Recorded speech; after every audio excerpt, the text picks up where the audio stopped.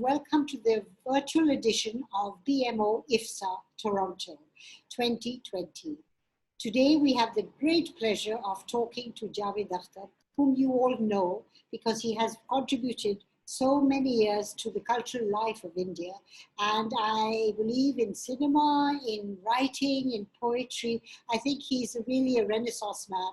And today it's with great pleasure we will talk about his journey in film music. So I'd like to start by asking Javed Sa'ab. He was a super successful screenplay writer. And at that time, no one would assume that a screenplay writer would also be a lyricist. So can you tell me, Javed Sa'ab, how did it come about that you were asked to write songs? Well, let me start from the very beginning. I come from a family of poets. My father was a poet, my maternal uncle was a poet, my paternal uncle was a poet, my grandfather was a poet. His mother and father were poets, and her father was a poet, and so on. So I'm almost the sixth generation of poets.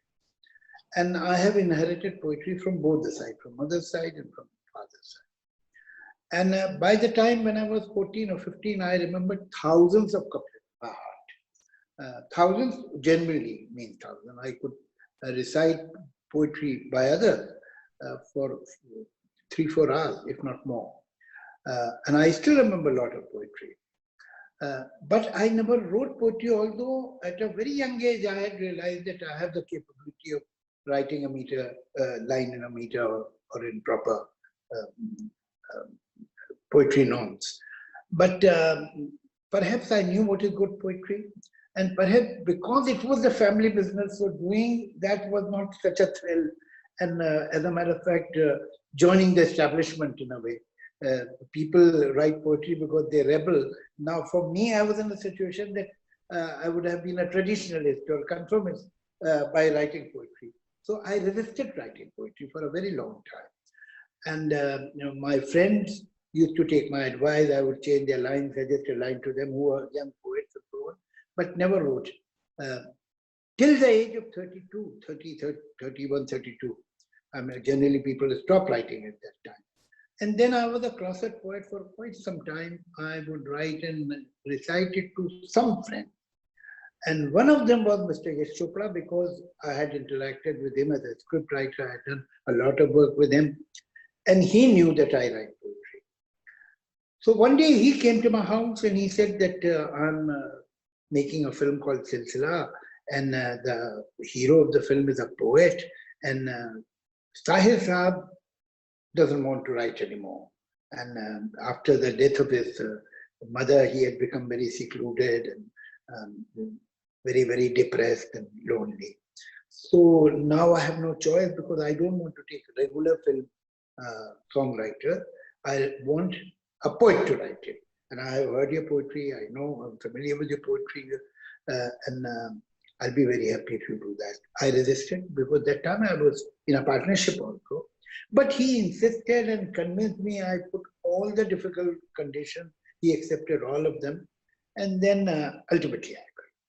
So next day we had a meeting at his place to meet the music directors, Shivji, Kishorekumar Sharma and Hari Prasad Chaurasia, the maestros. Now when I was driving down to their house, I thought that, all right, I have shown all the nakhra, but now will I be able to write to the tune? I write poetry, yes, but writing to the tune is altogether a different ball game. So I went there, they played the tune to me. It was a Pahari tune and very interesting. And at 5, I reached at about 10:30, and at 5, when I left Mr. Yash Chopra's house, I had written the song then and there. So that was the first experience, and I thoroughly enjoyed it, because you get the result right there.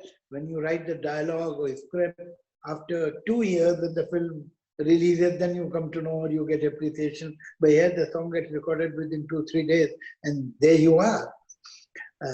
You have the final result of your work. So I enjoyed writing for that. And then the other person, Raman Kumar, who was the fourth assistant of Mr. Yash Chopra, he came to me, he said, sir, I'm not a big producer. I can't pay you like Mr. Yash Chopra, and I'm making a new film, but I can't pay you. But I'll be very thankful if you write the song for me. So since I had enjoyed this experience, so I became very noble and I said that, no, why not? Of course, I will do it for you. And I wrote song for Saath Saath. And these pictures released almost at the same time, and all the songs were highly appreciated. And that is how, as a matter of fact, I was drawn into it. I never pursued this vocation. By thanks to Mr. Yash Chopra, I became a songwriter. But tell me, which was the song, that first song, the Pahari tune song? The very first song of my career is Dekha Hai Khas To Ye Silsile. Phool bhi ho darmiyan to fasle. What was the difficult meter about it? Did you in fact write to the tune?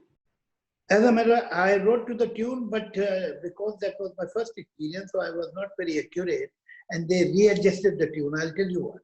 The tune had a certain swing. You know, it is not only the meter, and a poet knows the meter, but a lyricist has to understand even the mean and murky and the curves of the tune, that the word should go accordingly. It is not enough to be within the meter, but you should understand the nuances of the tune, which obviously, as it was my first experience, I did not know that.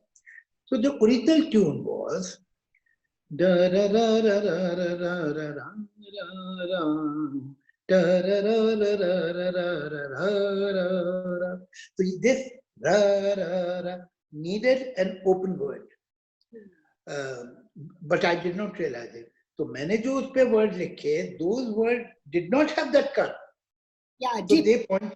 Yeah, that dip was not there. So they pointed out. So I gave them another word.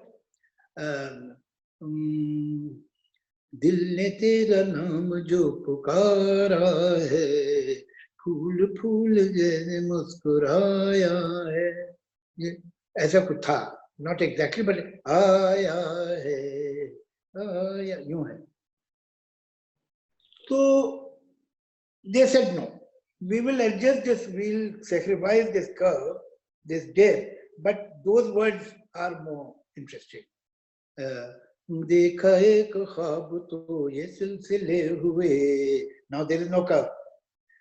देखा एक ख्वाब तो ये सिलसिले हुए, दूर तक निगाह में है गुल खिले हुए. So they took this mukhra and sacrificed the curve of the tune, but then I had given them an alternative for the curve, but they said no, these are better words, and we like the words very much, and for that we will make this readjustment. So they adjusted to your words. Tell me, did you go to the recording, and how did Lethargy and Kishorekumar greet you? Because you would have, that was their first song, your first song. Yeah. But in any case, I knew both of them, and I had very good relations, with very warm relations, because maybe I was not writing the song, but I was a script writer and a kind of a script writer who participated in every aspect of the filmmaking. Worked very closely with the director. So I would go for the recordings also for my other film, and there I had met them. They knew us, both Salim Saab and me, and particularly with not many people know that Lethargy, who is a very reserved and dignified lady, she has a tremendous sense of humor. Everybody knows about the sense of humor of Mr. Kishorekumar, but not many people are familiar, and not people are informed that she has a very, very sharp sense of humor, and she's a great observer. Ostensibly, she would say, hello, how are you? And she would sit quietly and listen to others with great attention and everything. But she would note every peculiarity in every person who is sitting in the room. And she would tell you about it, and sometimes she can mimic so perfectly. So because of all these things, I had a great rapport with them anyway. So, it was not an interaction with them. Yes, it must have been a wonderful moment, sir. Really historical moment. Now, after that, you had also Neela Asman in the same film, and you have Amitabh Bachchan singing it. To me, it always sounded like prose rather than poetry. How come?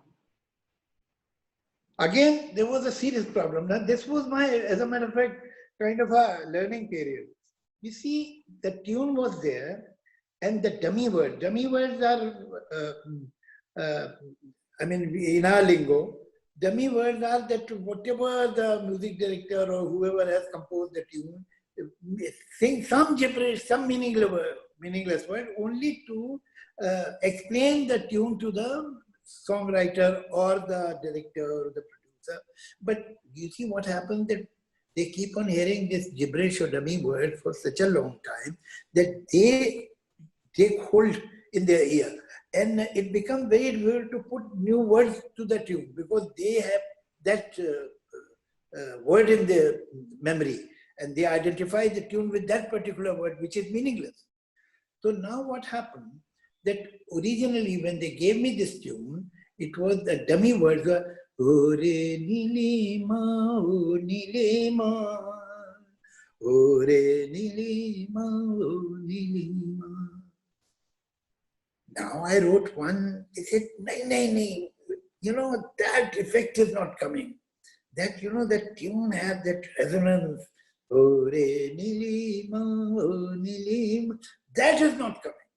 So I tried 2-3 times, and every time I could see that they are not happy. And then I realized what is their problem. So I decided that ni, le, ma, these two sounds, ni, le, ma. This sound has to be there. So I broke the sound, but it is hiding either. Neela asman so gaya. So Neela, ye Neeli ma. I scattered Neeli ma within that line. And they said, yeah, this is it. Now, they didn't know why they are liking these words. But they were only because they got those familiar sounds. Yes. They were living with this sound for months perhaps. So now when they got na, la, ma, they felt fine. This is wonderful. It was familiar territory, but it's unusual that the dummy words have so influenced the end result. Yeah, many times it happens. This is a problem one faces many times. And I because believe they have heard these sounds, the song and the sound become one in their mind. The moment that particular sound goes away, you put the best word in the world on that tune. But they feel that this change is depriving them of something. And yes. that something is that sound. Yes, so absolutely. If the sound is somewhere nearer, your words are somewhere nearer to that dummy sounds, that gibberish sound, then they feel comfortable. Yes. But sometimes you have to tell them, sorry, it's not, it happened once, but you can't do it every time. Tell them, just forget it. That was wrong, and now this is right. Okay. Now tell me something, Javed Sa'ab. When you write a song, do you pay attention to the vocabulary of the song, that it should match the character and how the character speaks? Yes. Although, as a matter of fact, poetry gives you some leeway, some elbow room, but in spite of that, you should not take undue liberty. Now, if you are writing for, say, a film like Lagan, you can't have chaste Hindi or Urdu words. That won't sound right. Or if you are writing for, say, rock on, then the language should be contemporary, urban. If you are writing song for a, say, educated, matured person who is in love, his expression will be more dignified, more in depth. But if a teenager is singing a love song, then the expression will be different. It cannot be that straight, that deep, and so on.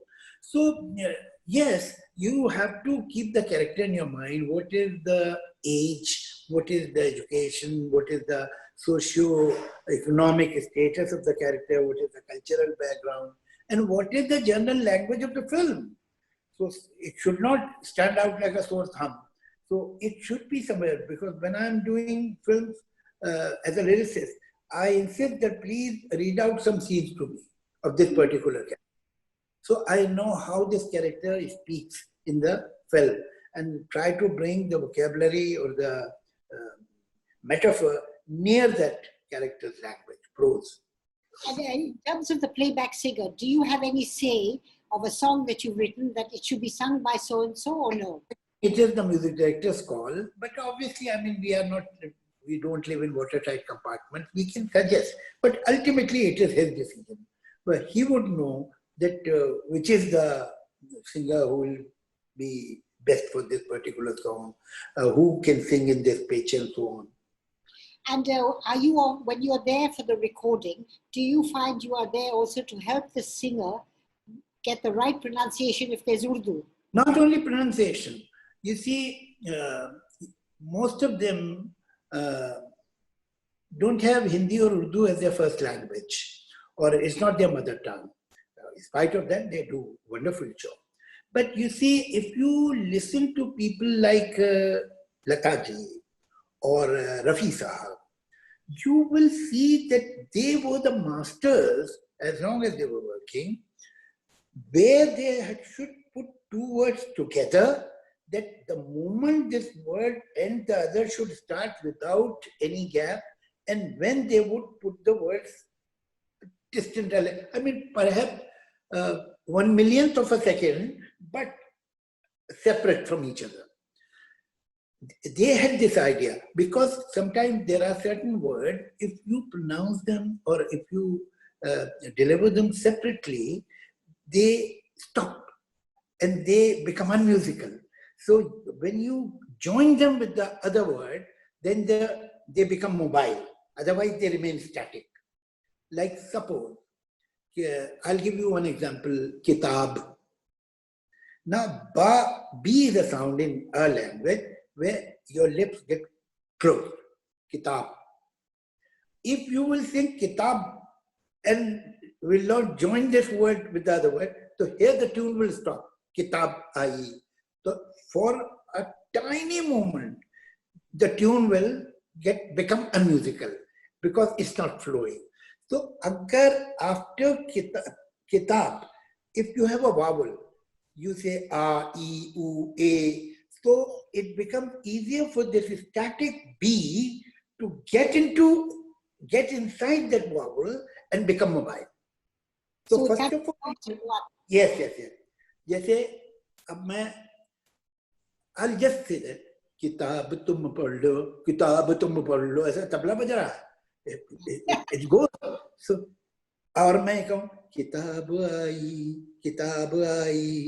किताब ऐसी, तो वो बा जो है वो ए या आ में it will melt and it will be, the sound of B will not be closed sound, but it will become mobile and open with the help of that vowel. So first of all, the writer should understand whether the words are melting, whether the words are mobile, they are flowing, or they are static, because static words sound bad to the ear. Then it becomes the responsibility of the singer, where to put the words separately and where to put them together in singing. And Lataji and Rafi Sa'ab particularly were masters of this. Masters. Can you remember any particular example of their song that you could hear? When did you start analyzing this about their singing? Do you remember any particular example? Many. You take any song. Like Mere Mehboob. Ab Mehboob band ho jata hai. Magar how he has connected it with Tujhe. Yes. Mere Mehboob Tujhe. Ba as and ja, they suppose he sing Mere Mehboob Tujhe Boo. It will come like this. So he joins it where you have to join the song and where you have to keep it slightly separate from the other word.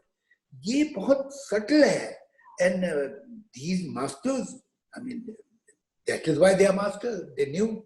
So sometimes when you are sitting in the recording theater and the singer is on the mic, you have to tell them that here you have to extend the vowel, here you have to compress it. Now there is a word koi. Koi can be 2 syllables also, ko-i. It can be 1.5 syllable, koi. It's not 2, koi. Now, in different songs, koi word is used either like 2 syllables and in some 1.5. So this the singer should understand where the singer has to sing koi, koi. So if he sings koi, so it will push all the words and send them out of their right place. Yes. It will push them away slightly. So the tune will not sound that smooth. So these are the things. I must tell you, I've never heard such a fantastic analysis of the words and the singing and how you keep it flowing. Thank you, Javed Sa'ab. I think I'm going to keep it for a book. It's fantastic, really. Honestly, it's such a fine line between people who grasp the song and who don't grasp the words and how to use words. It's really wonderful. Now, tell me something. You've been writing songs for many, many years, since 1981, and I've counted, you've written songs for over 130 films. Now, is there a particular song, a type of a song, that you enjoy more than others? Now 130 films. 130 films. 130 films, you multiply 130 by, say, at least 5. Yes, that's a hell of a lot. Yes. This is the minimum number Hindi film generally has songs. 5 is a very conservative number. Otherwise, it can be 6, it can be 7. So how much it becomes, I don't know. I will tell you in a minute. 130 by 5 equals 650. 650? But that's minimum. No, not possible. Because maybe they're more than... My count is above 1,000. Yeah. But maybe with all the other albums also, maybe. I see. But even then, thousands, a lot of songs. But what type of song do you like to? Is it romantic? Is it political? Is it patriotic? What type of song do you like to write? All kind of songs. You see, to be a songwriter in films, to be a lyricist, you don't have to be a great poet, but you have to have a chameleon-like quality. You have to have a versatility. You have to have a huge vocabulary at your disposal if you want to be a competent songwriter. Because you see the kind of situations you get. You will have to write a song for farmers, a bhajan, a qawwali, a cabaret, a lullaby, a song of street urchins, a song of young students, a song of revolution, a song of depression and loneliness, and so on and so forth. Song of pining, song of joy, song that some people are singing after getting drunk, and so on and so forth. I mean, so you have to have vocabulary, a lot of vocabulary at your disposal. You have to be familiar with different genres of poetry, including folk poetry, including folk songs. You should be familiar with them, beside classical poetry and modern poetry. So, you enjoy writing something if you feel, rightly or wrongly, that this is the job you have done with some degree of competence. So then you enjoy it. And if you feel it is not the genre, but it is your competence in the genre at that particular moment that gives you satisfaction or dissatisfaction. But quite often you are writing for very similar situations. If you take the love song, you are writing again and again a love song. Do you find that you are working with the concept first, or are you working with words first? You know, the tune comes, okay. I have a situation that it's a love song. There is no situation, the hero and heroine are in love and they are singing a song. Okay. And then there is a tune. Tune makes things slightly easier because tune tells you what you can't write. So obviously, so you are conditioned. Besides that, then, what is important that you have to find one little angle which is fresh. You may not get it right in the beginning while you have started writing the song, But when you continue, realize that this is something that should recur. This is the hook line. You may find the hook line while writing. And if you, what is a design? What is a pattern? You know, it is the repetition of same thing, same structure makes a pattern. Look what you are wearing at the moment. There is a particular flower on it. Now again the flower, that makes a design. If everything continues changing, there won't be a pattern, there won't be a design. So you find that this is the pattern gradually appearing in the song. And then catch that pattern and be loyal to it. And gradually you will have a song which will have a good structure. And some line which recurs, comes again and again, and gives coherence or makes the song compact and together, brings the song together, all the lines together. But it can sometimes, you can think of it earlier, and sometimes while developing it, it happens. It happens in dialogue also. Like in a screenplay, there was no character of Saba.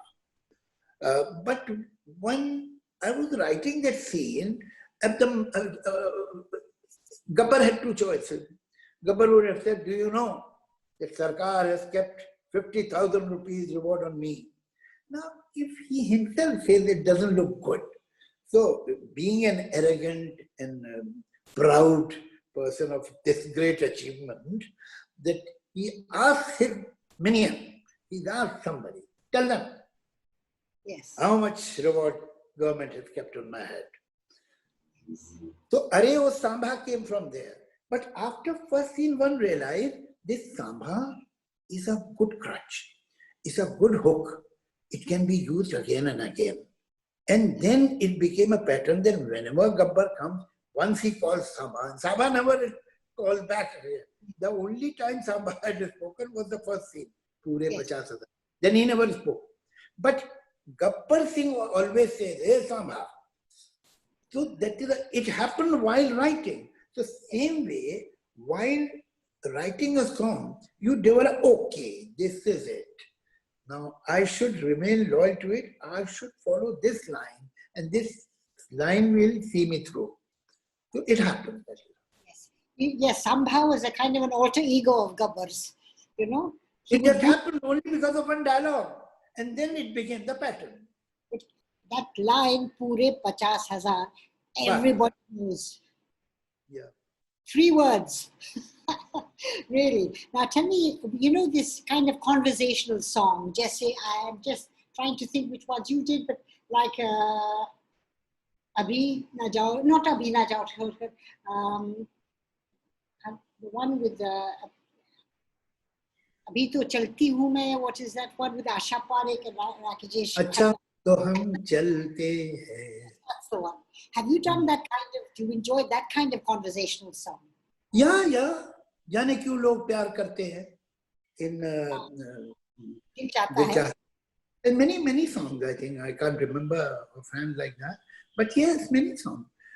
But now what's the problem that lovers don't sing the song to each other. They perform it for the audience in the hall.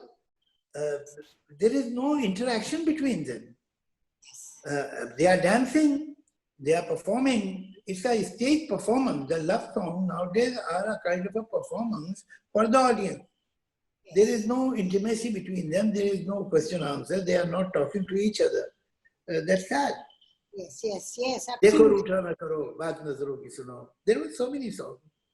Yeah, lovely song that was. Tell me something. What was the worst advice somebody has given you about writing a song? Beg your pardon? What is the worst advice anyone has given you about writing a song? Worst advice.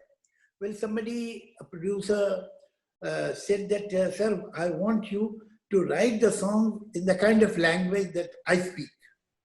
So I said, with your vocabulary, we can only give a telegram. A whole song is not possible. And how did he take it? Well, I kept writing songs for him, so it means he took it. That's really excellent. Now, tell me something. There's another beautiful song of yours, of Kal Ho Na Ho. the title song.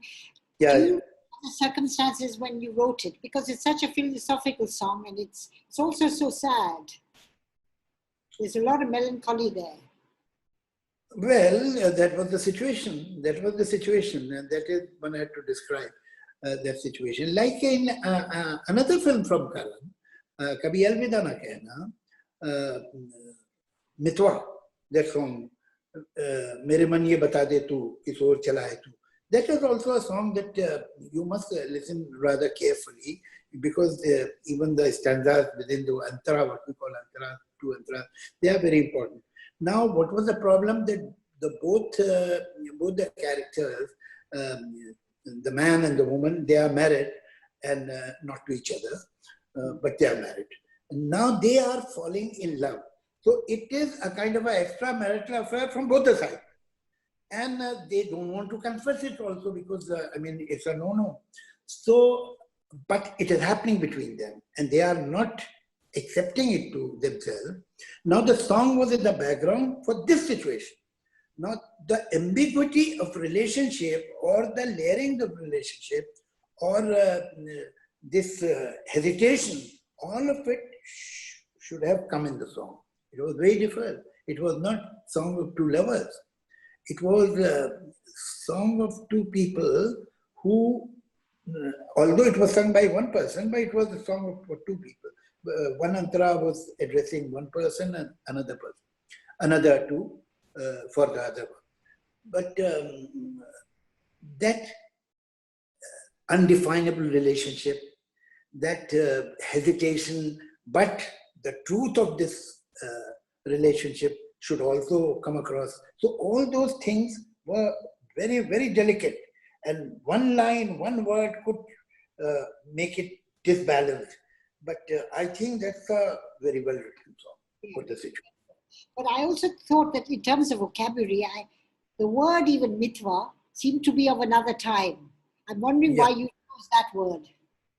Because, you see, first of all, the song is not in first person, that I am feeling this, and I want that, and I am feeling this. Now, there is a man and there is a woman. Now, this song creates another character. The character is man, heart. And the man who is singing this song has created a distance from himself with man. Man has become another person. And now he is asking his man, his heart, that what do you intend to do? What do you want? What are you doing? So somewhere the responsibility goes away from the character to the heart. And what he is doing and what the heart is saying. So that is why, and Mitwa is the friend. Mitwa means friend. So this third character makes things more palatable. Instead of the man or the woman themselves saying, I am falling in love, I am like, the man says, don't you see that you are falling in love? Why are you so hesitant? Now, I am not saying it. This is someone else who is telling me this. So in a very subtle manner, you make your main character less, shall I say, perhaps for the want of a better word, less guilty. Right. It's a kind of a debate between the heart and life. Yeah, and he himself is surprised. What my heart is up to? What are you doing, my heart? Yes. Yeah. What do you want? Yes, really. But I must say that we see in the films today a kind of a disappearance of the song. It's not given as much respect. Do a lot of producers still come to you to write the song? And how are you feeling about what's happening to the song? I'm not too happy with the situation. You see, I'm not saying that every film should have 6 songs and every film should have love songs and a hero singing to the hilt and heroine singing and pining for the lover. No, it's not necessary. And there should be film without song. There should be film where the song, maybe a couple of songs are there in the background. But there should be film where there are wholehearted music the way we always had, and lip sync songs. They have to. You see, Indian films have not invented this form of narrative. We have inherited it. This style of narrating a story with song is thousands of years old in our country. Whether if you take old Sanskrit plays, you take Ram Leela, you take Krishna Leela, you take this rural theatre, Nautanki, you take Urdu Parsi theatre, which was the urban theatre before the emergence of talkie. All of them had songs. This is how we narrate our stories. It is the old tradition. Now, what has happened that the younger generation of directors is brought up on Western cinema. And they feel awkward and embarrassed about this lip sync song. And they think it is unnatural. Art has not taken the guarantee to be natural all the time. Then tomorrow, would you say the same about, say, Italian opera, where everybody is only singing? Or opera, where there are so many songs? Or musicals, where there are so many songs? No. Every film doesn't have songs, okay. Every film, many films have only background songs, that is also fine. But don't be embarrassed if they are lip sync songs. And as a matter of fact, the way we have used lip sync songs are unbelievable. Look at the work of Guru Das, Raj Kapoor, Vijay Anand, Raj Khosla. These people, how they have picturized songs. I mean, it was so innovative. It was so indigenous. It's our style. And as a matter of fact, if we totally reject it and totally sideline it, that will be a great tragedy. I mean, we will lose a great heritage because we have mastered how to make a song the part of the narrative, and the story used to go forward with the song. And you would know about the character and the character's inner feeling, which would sound very awkward and absurd in prose. But the song, the poetry tells you something. And this is, if not it's on its way out, then it is definitely at least marginalized. But that's not good. That's not good at all.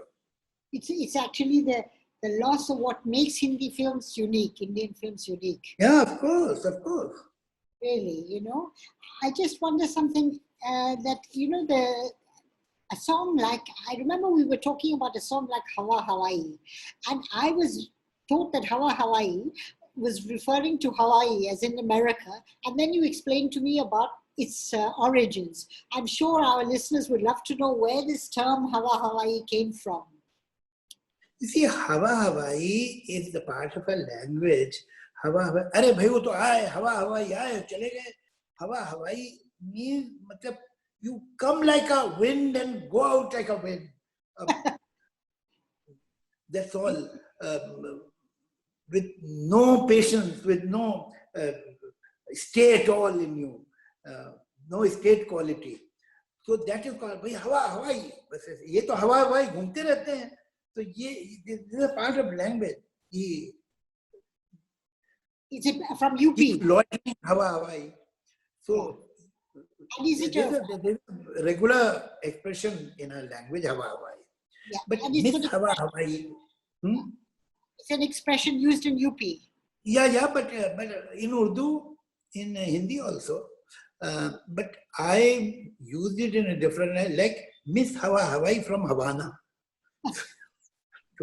So anyway, that character was comic and totally unreal and funny, and Sri Devi did it so well. She had a big hat and these feathers. Grapes. Oh yes. Just in the hat, and she would keep on picking the grapes and eating while talking to people. So it was only a crazy comedy, but she did it extremely well. But it was really excellent, you know. Do you know, now you've written 1,000 songs, but tell me something, is there the influence of any particular lyricist on you? Beg your pardon? Any particular lyricist, has they influenced you? Anyone in particular? Well, you see, thankfully, I was influenced by more than one lyricist. Otherwise, I would have started writing like him. But Sahir, great writer, great lyricist. So was Shailendra. So was Majroo, Shakil, Rajendra Krishnan. People don't mention Rajendra Krishnan, but Rajendra Krishnan was also a master songwriter. So they had different style, but they were masters. Sahir's poetry was more song were also like poetry, more literary, more solid. Although he has written certain songs like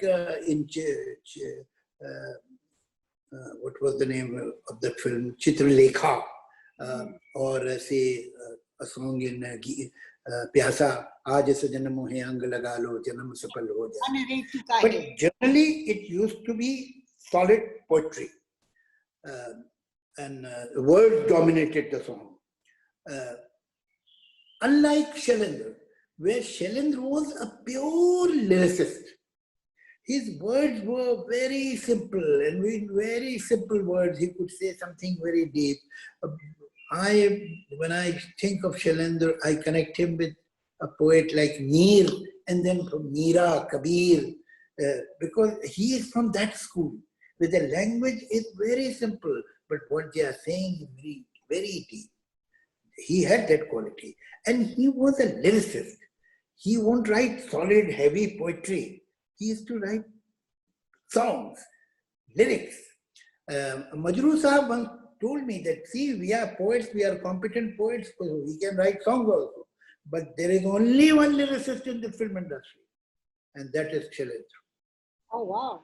Yes. Coming from Majroo Sahab, this kind of a compliment, Majroo Sahab would not give a compliment to anybody very easily. But he had great respect and admiration for Shailendra.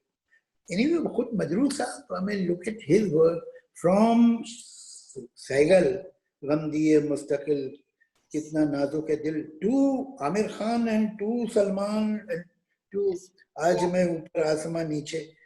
And then Papa Kehte Hain Bada Naam Kare. Yeah.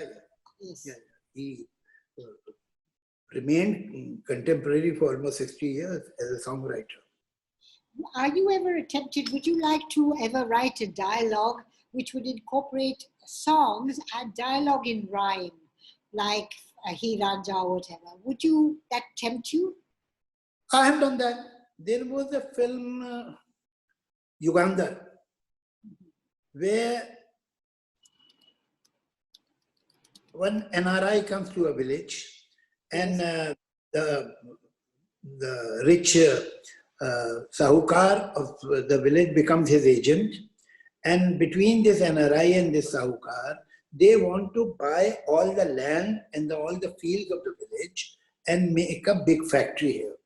And the young man who is the hero, Mithun had played that role, is against this idea that the farmers should sell their land for some money, because their relationship with their land is like there is something holy, something spiritual about it. And this is their world, and this is their vocation, and this land is their mother, and so on. So now, this whole debate about whether they should sell the land or not, and what this NRI will bring to the village, and what the village will lose, different people, different points of view, the whole thing was in a song. Oh, okay. Yes. And it was, you may call it some kind of an Indian version of rap, that the beat was on and everybody was speaking poetry on that beat in different meters, and the whole debate was in music. And what was this film called? This is very interesting. Uganda. You can get it. You will get it on YouTube. Okay. Now you've traveled to America and Europe and many places, and also to Canada. And our talk is mainly going to the Toronto audience and people living there. Tell me something, when fans from Canada come up to you, what kind of songs do they like? Have they discussed any music with you? I think I must accept that people who are in Canada, USA, England have a better taste. And they remember old songs much more than we do. And they give a lot of value to the words. And sometimes I'm very, very surprised. In Toronto, in New York, it has happened with me that a picture, I had written lyrics for a film, the film did not do well at all. And the good music and the good song also got buried with it. It happened. But then a man would come to me, and it has happened there. In that part of the world, it happens more often. Sometimes it happens in India too, but more often there. That somebody comes and says, "वो आपकी picture का एक गाना था, शीशे से बनी एक लड़की." I get shocked. How he remembers that song. I had forgotten it. I don't think not many people know about this song. But they tell you, the song which did not hit the chart, song which got buried with the film which got buried in the very first week, but they remember the song. And they have reminded me many times it has happened. In Toronto and in New York. I remember incident. Like I gave example of this song, Shishe Se Bani Ek Ladki. There was a film, was it Dastak or something? I can't remember which was the film. And this song, when it was recorded, many people say, wow, wow, wow, wow.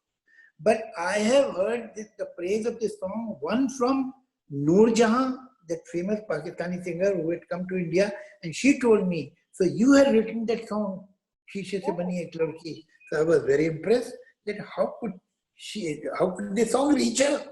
Because it was hardly played on the radio. And that time we did not have all these facilities that we have today. And then I met somebody in Toronto that he spoke to me about this particular song. So there are many other songs also that they did not hit the chart, they did not become very popular, but they were good songs. But because of some reason, they did not catch the immediate attention of the listeners. But you meet people in US, in Canada, who know of those songs. And besides that also, I mean, the songs of 50s and 60s are extremely popular in that part of the world, in the diaspora. Still, yes, you're right. I just checked on Google. It is Dastak, your song. Anyway, Javed, before we end, can I ask you, it's an impossible question because everybody, there is no such thing as a favorite song or that you have written or whatever. But is there a song that really troubled you a lot, but the result was very good and you thought, okay, I did it? No. Any song where I was not convinced or I felt that this is aesthetically or morally or linguistically or grammatically wrong, I refuse to write. I have walked out of film on very small issues, but I refuse to write, leave aside songs which have double meaning or have any obscenity by any stretch of imagination. Even if the director or the producer or some star have insisted that please keep this line, and I tell you, I will not because I'm a great egoist, because this line is grammatically wrong. I will not accept. And I have walked out of some major films because of that. No, I won't do it. So I have no regrets. I have regret that I have lost a lot of film because of that. And sometimes I, as a matter of fact, overdid it. To be cautious, I became over-cautious and lost some good films, like Kuch Kuch Hota Hai. I had written the first song of Kuch Kuch Hota Hai. It was recorded, picturized. Koi Mil Gaya. Koi Mil Gaya. Koi Mil Gaya.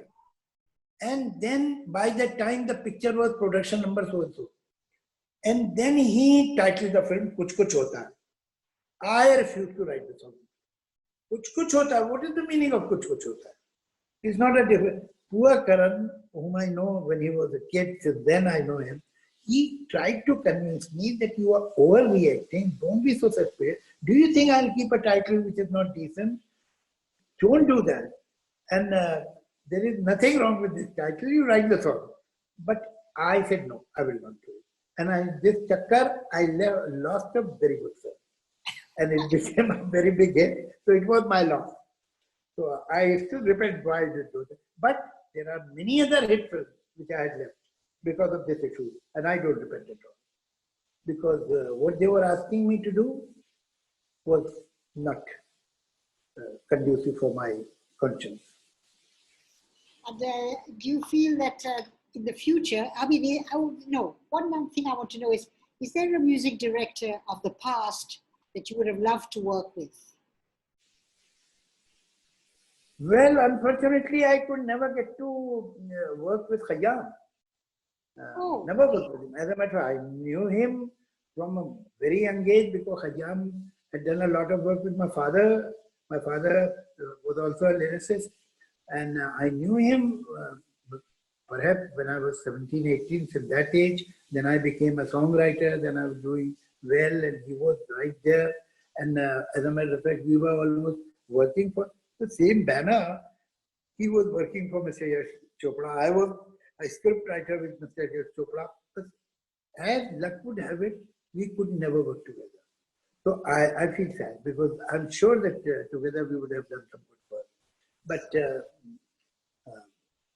I do miss working with R.D. Burman. Yesterday it was his birth anniversary. He died a bit too early. Everybody has to die sooner or later, but it was too soon. And there is so much of music in him, and he could do so much. And as a matter of fact, it's strange that, we don't look at the talent, we don't see the caliber. What matters to film industry is the last hit or last flop. That is the only measure, that's the only criteria they have. So unfortunately, some of his films had not done well. And a man of his caliber, of his talent, was almost marginalized. His regular producers had also digged him. That was the time because I had total respect, admiration, and for his talent, for his caliber. So I kept on working with him, and as a matter of fact, the producers who came to me for script writing, I insisted that he should be the music director. So if you see his career chart, you will know that most of his last films are written by me. Whether it is Joshile or Gang or Gardish or 1942 or so many films, which were the last, this was the last lap he had. And ultimately, Krodhi, another film by Ram Gopal Verma. Everywhere where they would come to me for lyric, I used to insist that please take R.D. Burman. Oh, that's great. Now unfortunately I have to ask the last question is that, okay, now we're all living in lockdown. Do you listen to any film music, and how has life been for you? Well, I mean, I feel very upset about the migrants. That disturbed me, and I had gone into some kind of a depression. And I have written a couple of poems on that issue, on that problem. Besides that, yes, I mean, I don't think in last 36 years of our marriage, Shabana and I have lived together for such a long time. More often than not, this relationship was via satellite, because she would be in one city, I would be in another. Both of us travel extensively. But now we are together. Since last 4 months, we are constantly under the same roof, which had never happened before. Then I did some reading, which was overdue, because my reading has reduced a lot, and that is very bad. Because, it is not that constantly I am busy working, but constantly your mind is tense and you are constantly thinking of work or people or appointments, or how do you say this, what do you say to this person, shall you do this or shall you not do, and if you say no, how do you say no, and so on and so forth. So you are not relaxed. But this has given me time to do some reading, which was overdue, or then I did some writing, and I watch a lot of OTT, good serials, interesting films, and that is how it is. And then, of course, we have Zoom and Skype. So every second day there is some interview and so on. But it's an absolute pleasure talking to you. I don't think there are many people who can speak about any and every subject. And Javed Sa'ab, thank you so much. And hopefully the friends in Canada are going to enjoy this talk. And thank you very, very much. Goodbye. Thank you. Thank you very much.